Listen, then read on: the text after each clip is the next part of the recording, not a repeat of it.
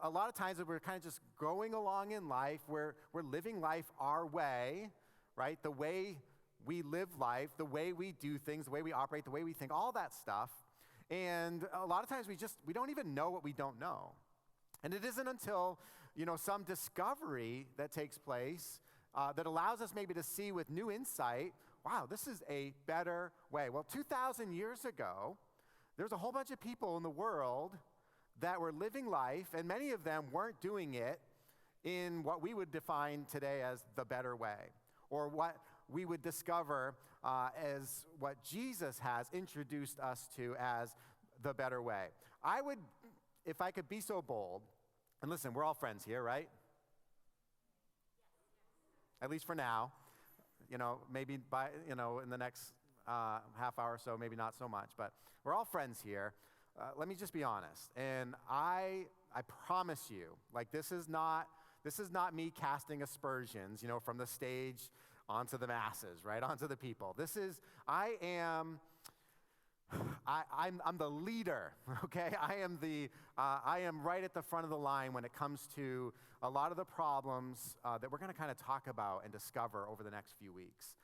This series in particular, I think what we're going to be looking at they represent some really, really challenging areas for my own life. And my guess is that they probably present some challenges for you as well. I would dare say, again, if I could be so bold, that the way most of us do life is probably not the best way.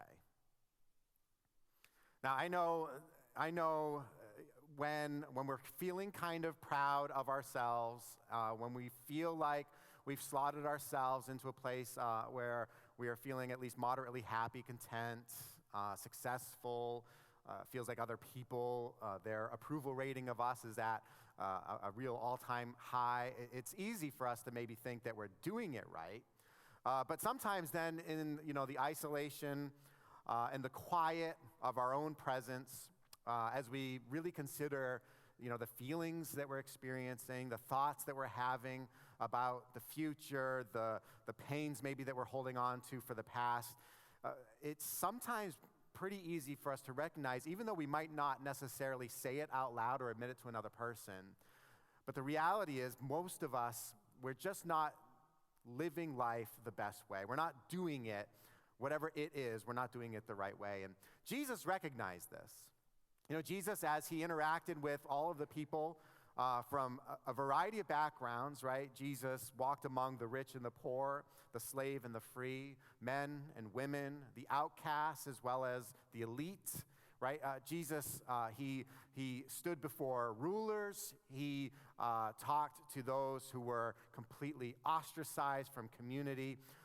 He was in the presence of both lepers and the most religious, right? So Jesus interacted and confronted people from practically every area of life from a standpoint of representation. And yet, I think what he discovered was in common for all of them was the fact that we just didn't really know the best way to live life. And he wanted to introduce to us a better way. Jesus was all about inviting people into a better way to live life. In fact, this movement that Jesus sort of initiated, right, as he ministered for the 3 years that he was on earth, and then following his death and resurrection, and the disciples and the earliest followers of Jesus started carrying on the work of building the kingdom. This movement that Jesus initiated, it was more popularly known as the way than anything else. This is exactly what you would describe people who belonged to what was considered at that time to be a sect of Judaism, a branch of Judaism that kind of had, gone off the rails, right? This was no longer mainstream religious Judaism. This was a group of people that had adopted for themselves a new identity, a new life. And they continued, many of them, especially where this started, it was birthed within Judaism, they maintained a high degree of the culture and the religion that they were accustomed to, yet there were some very, very pointed differences in the way they were living their lives. And so this sect actually became called, not Christianity, and the first disciples of Jesus weren't even called Christians. They were called people of the way. Now we know the famous verse, right, from John chapter 14 where Jesus says, I am the what? I am the way, right? I am the way, the truth, and the life. We have a tendency sometimes to put ahead of either of the other two the truth. We are people of the truth, right? We want to learn and live by the truth. Hopefully, we are people that want to live life to the fullest, right? After all, that's what Jesus promised. He said, for those that will come to me, I will give them life and life more abundantly. And so what Jesus seems to promise to his followers is, the more abundant life, right? So we love the truth, we love the life. What about the way? The way of Jesus, what exactly does that mean? And what is it that the earliest followers of Jesus had discovered? Wow, this is a better way for me to live life. And so as we consider the way of Jesus, we have to ask the question, well, what happened? Right? Anytime we kind of confront our lives, are introspective about our own lives and where we are. I mean, think about where you are right now. Like not right here in church, but just think about where you are in your life. Think about where you are today. Think about how the choices that you have made have brought you to the place where you are at this very moment, right? Think about the way that got you here, let's just say that it's not exactly how you would have written it up, 10, 15, 20, 30 years ago, but it just is what it is. We might ask, well, what happened? Like, what got me here? What helped me arrive in this place where I find myself today? Maybe you've never found your way. As you think about, maybe you're one of those people that you would self-describe yourself as, I'm a lost soul, right? You just never really found your way. Or maybe you feel like you had at some point found your way, but really as you consider your life today, where you are, maybe you describe yourself as somebody who's kind of lost your way. Not that everything's a disaster, right? Because generally speaking, we're not talking necessarily about our lives as just being in these like utterly catastrophic condition, right? You're here today. You got up this morning. You're probably doing pretty well, right? I mean, as far as like comparison to other people are concerned, you're probably doing pretty well. You are probably a highly functioning adult or a highly functioning teenager. Can I get an amen out there?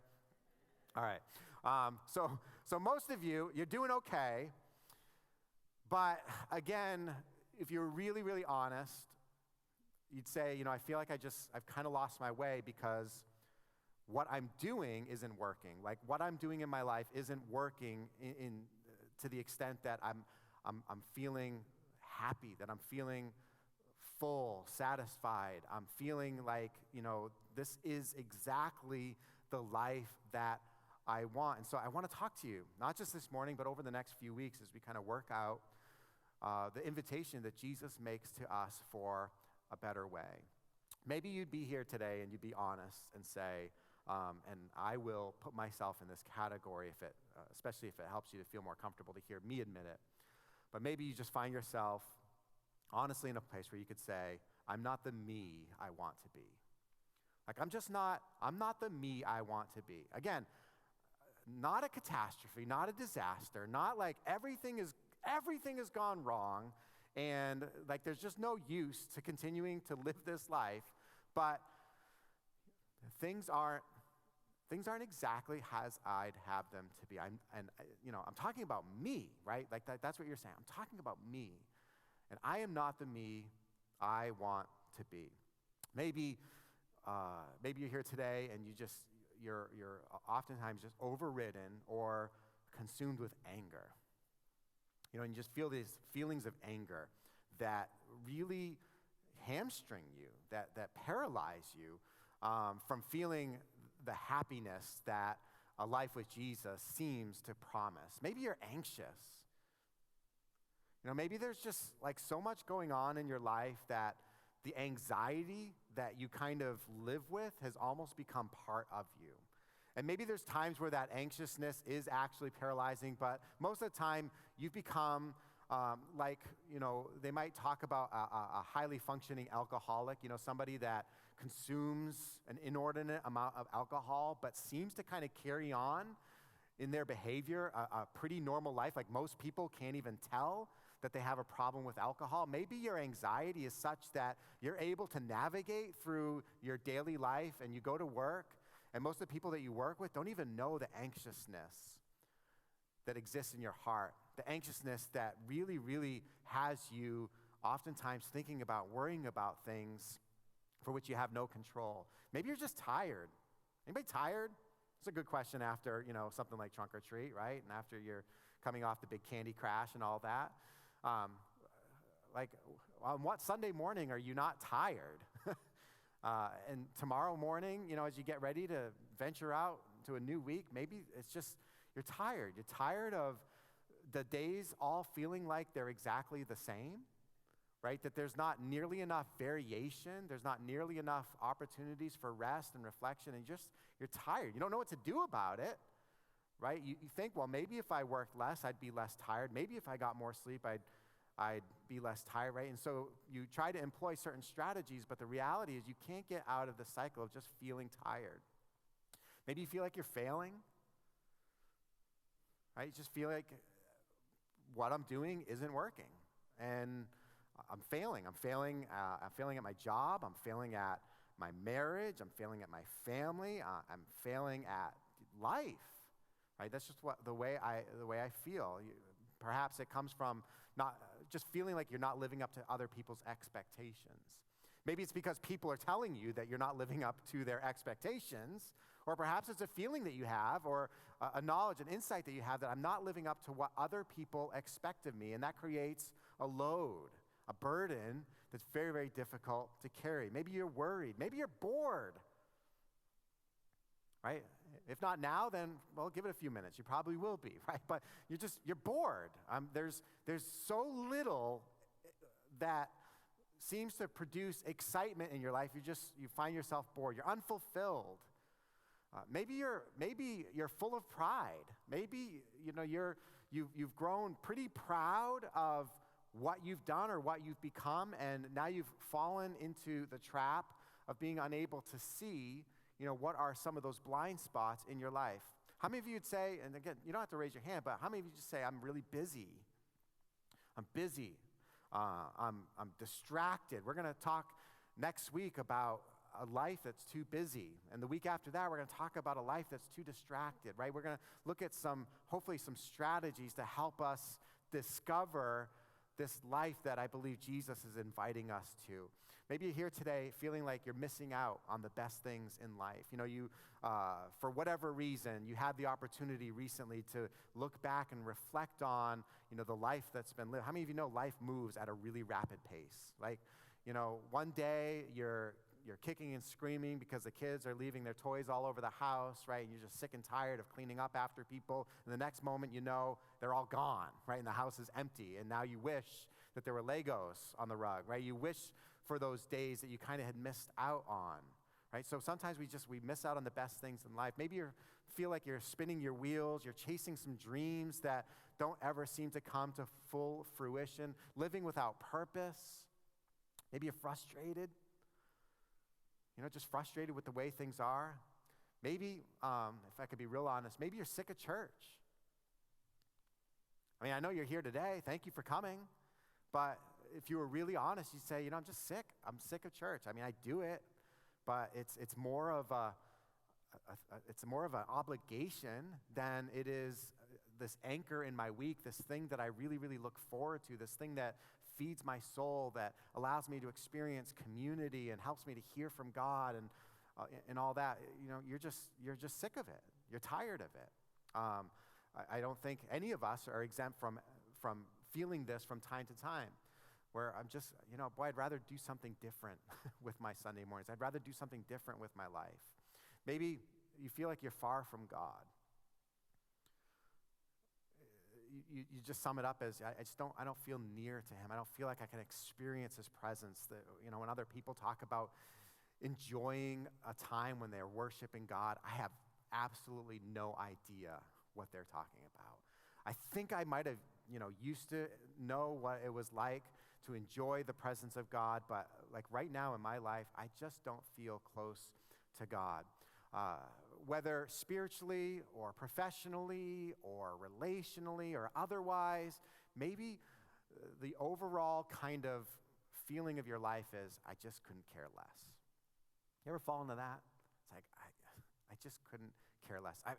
I'm so overcome with all of it that I just feel like I couldn't care less.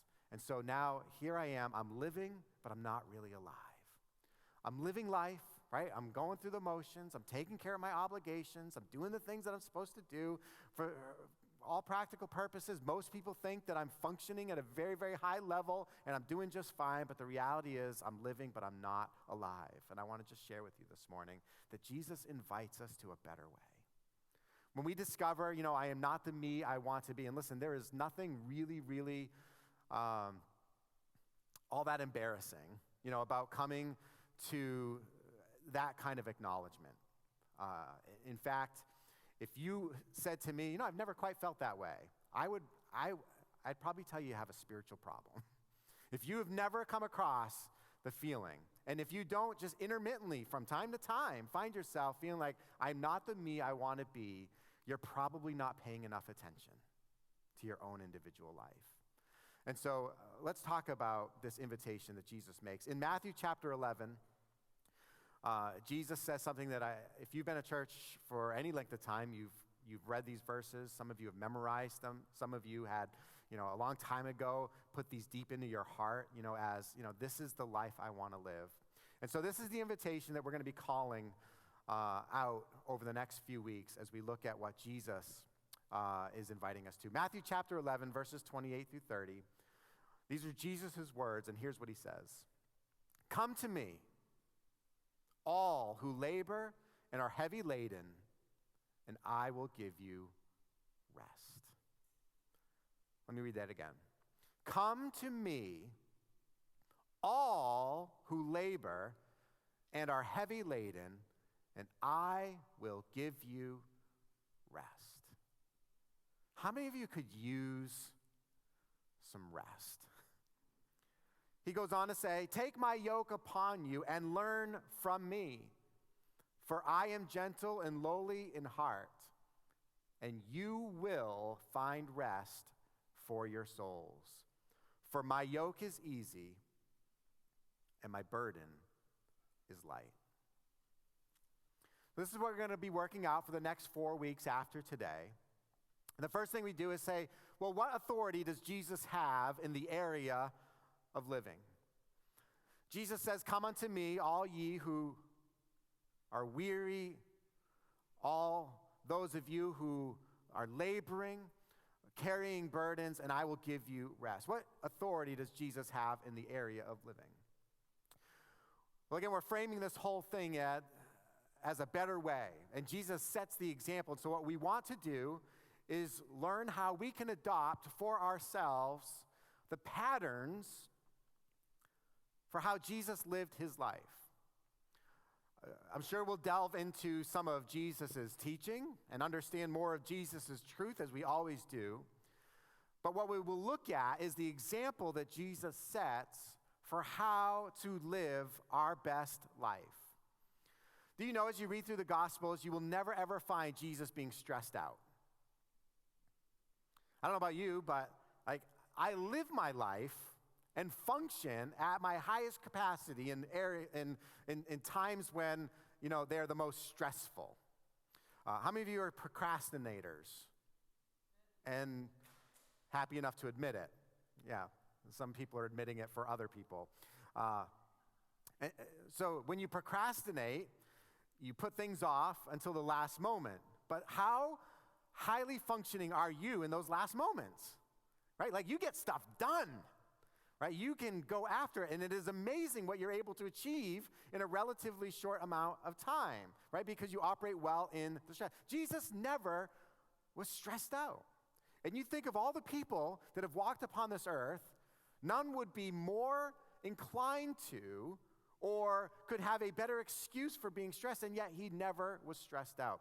In fact, a lot of times when everybody else around him is stressed, you find Jesus just kind of like chilling. I mean, like, there's no better way to put it. Right? The storms are raging. The boat is being tossed on the seas. Everybody's about to perish, right? Drown. The boat is about to be destroyed. They're about to be consumed by the storm. What's Jesus doing? He's sleeping, right? He's catching up on the sleep that he didn't get the day before. His disciples are freaking out. Jesus is just sleeping on the boat. Right? The crowd is hungry, right? Jesus looks at them. He has this compassion for them. He tells the disciples to feed them. Jesus, how are we going to feed them? Jesus, again, just all chill. It's like, hey, what do you got? Well, we got, I don't know, some loaves of bread and a couple fish. That's it. All right, well, go and feed them. Like, he just didn't stress out about things. You and I, we live our lives with a high degree of stress, and that stress robs us from the ability to have joy. Now, as you read through the Gospels and discover more about the condition in which we find Jesus, what you find is that he is full of joy and not of stress. Jesus was busy. He was an incredibly busy person. You read through the Gospels again, it's just find Jesus kind of going from one thing to the next. But Jesus was never, ever, ever too busy. He was never too busy. Again, we'll talk about that next week. He was never hurried. He was never in a rush to get anywhere or to do anything. Jesus was never distracted in the present moment. You and I, we have a conversation. Chances are, if that conversation lasts long enough, at some point, one of us is going to reach for our phone and look at it and maybe even respond to a message that we got there in the moment. As opposed to being present with one another in the moment, right? We are an incredibly distracted people, especially given all the technology that we have and the ability to stay in touch with 1,000 different people all at once. Jesus was also deeply relational with the Father. And again, let's be honest. How deep is our actual relationship with our Heavenly Father? How deep is it? How is it that Jesus was able to have such a deep relationship? And how can we pattern our life after his so that we can experience more of that kind of a relationship with our Father like Jesus had? So how does Jesus describe his way? Well, he describes it in these verses as the way of rest. The way of rest. Jesus gives us rest. He says, "Take my yoke upon you and learn from me, for I am gentle and lowly in heart, and you will find rest for your souls." He says, "Take my yoke upon you." What does that mean? Well, there's a couple of different images that we get from this yoke that Jesus talks about. For one, it is known that rabbis in Jesus' day had what was called a yoke. That was the way about them, or the way of their teaching. Every rabbi was a little different from one another, and these rabbis, they had their little schools, they had their little disciples, their followers, people that would pattern their lives after his. And Jesus talks about his yoke. And his yoke is very different from the yokes of the other rabbi leaders. And he says, "Take my yoke upon you." Then there's also the image of the yoke as it's used for an agrarian society like Jesus lived in. You'd have a farmer who'd have work that needed to be done, and what he would do is, in utilizing two oxen, right, to pull a plow, he would yoke those oxen together for the purpose of allowing them to share the burden of that workload. And Jesus says, "Take my yoke upon you," an instrument that is not designed for one being, it is not designed for one person, but it is designed for two. In other words, Jesus says, when you enter into my way and you begin doing life my way, you will find in me a partner that will shoulder the load along with you. And so he says, "Take my yoke upon you."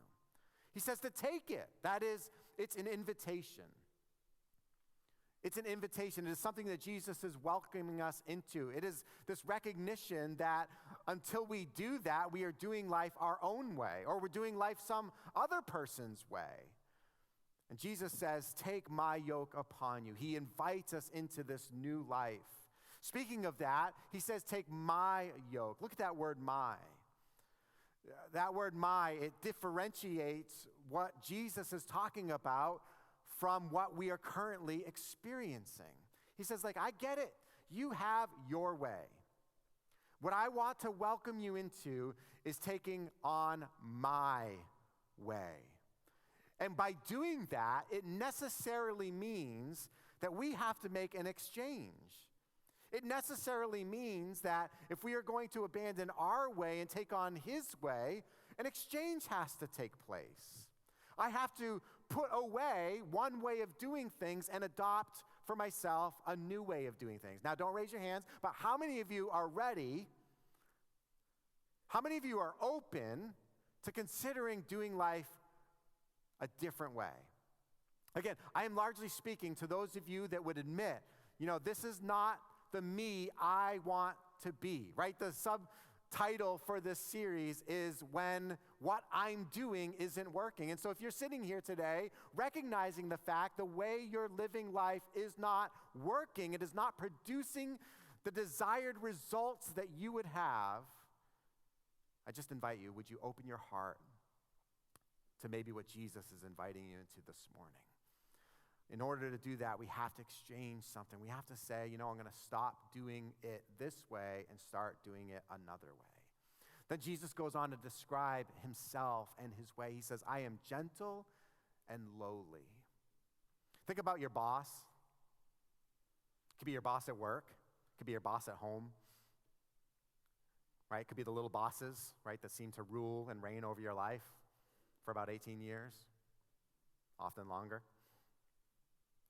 Right? So we all have these bosses, we all have these people speaking into our lives, and what we often find among our bosses is they're not very gentle, they're not very lowly. They're taskmasters, they are driven, and they want to drive me.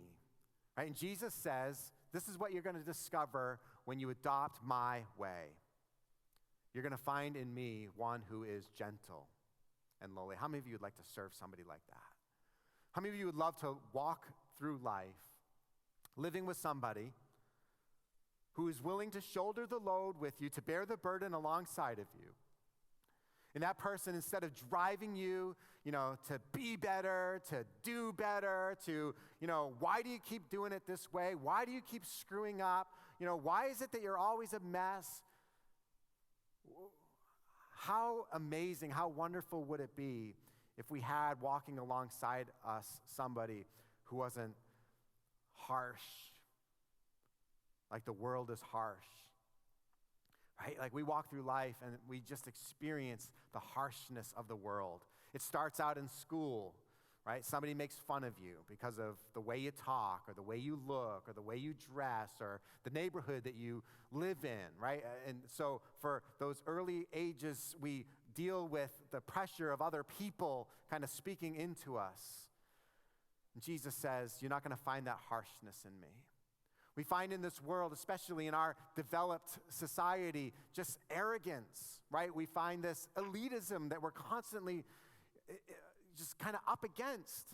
People that have this air of superiority over us. But Jesus, you'll never find in him one who is arrogant, one that is consumed with power. He is gentle and lowly. And then Jesus makes this promise. He says, I will provide you with rest for your souls.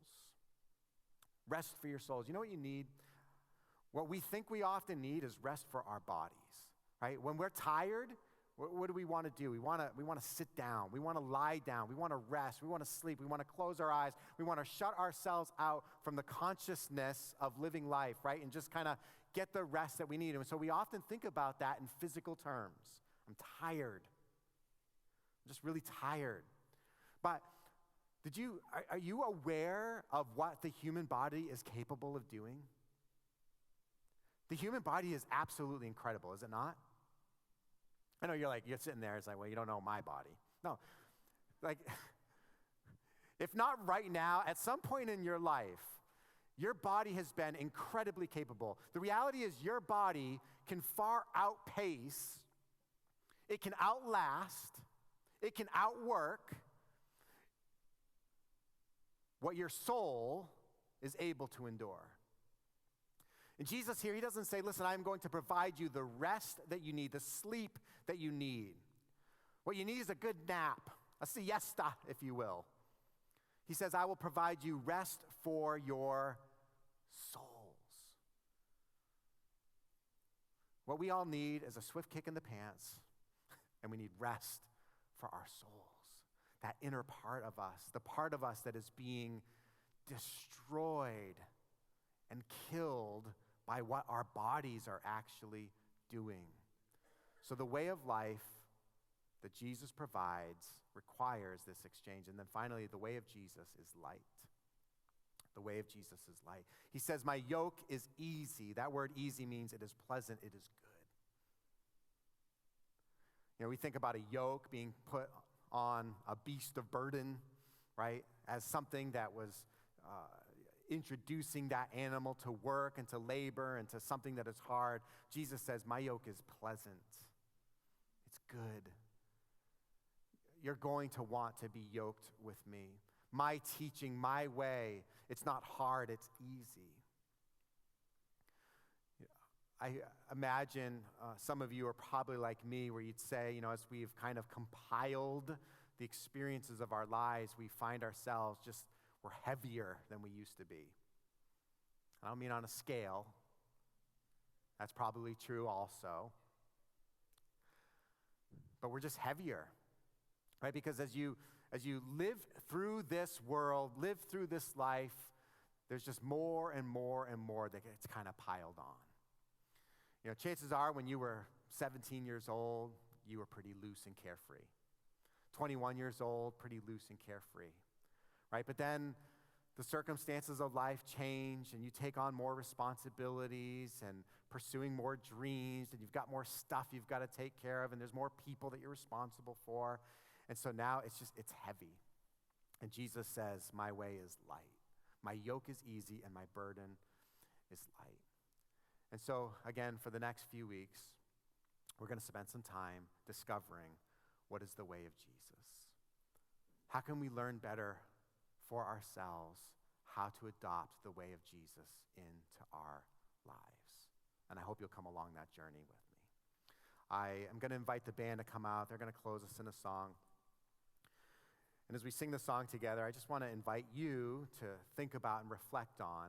I know that, you know, we really have not talked about any particular solutions or strategies. And listen, I'm not going to make a promise that, like, I'm going to give you the best time management tool that's going to revolutionize your life and it's going to make you feel like you have just expanded your day and found all kinds of undiscovered hours to cram more stuff in. Like, that's not what we're about. It's not going to be some app that's going to help you figure out how to navigate your schedule better or how to, you know, go about life in a better way. But it is going, as we look at the example that Jesus sets for us, with a desire in our own hearts, I want to live the way Jesus lived. A desire in our hearts that says, I want to love the way Jesus loved. How did he do it? And is it possible for me to do it? Let's pray together. Father, I thank you, Lord, for the reality that as you help us in our own lives, we are not here to navigate through this on our own. But Lord, you have called us into something that is better. You have called us, you have invited us into a life that you want us to live, not in the stress and the anxiety that this world offers or provides, but for you want us to experience something new. And so, Lord, I pray that you would help us today, tomorrow, and over the next few weeks. Help us to discover what it means to find your yoke, to find your way, to learn that the burden that we carry through this life is relieved as we walk with you. And so, Lord, I pray that you would just open our hearts. Some of us will find ourselves in a place where we truly need to exchange the way we're doing things for the better way that you would have us do things. And so, Lord, help us all to be humble. Help us all to be patient with ourselves and with one another as we discover a better way. I pray this in Jesus' name.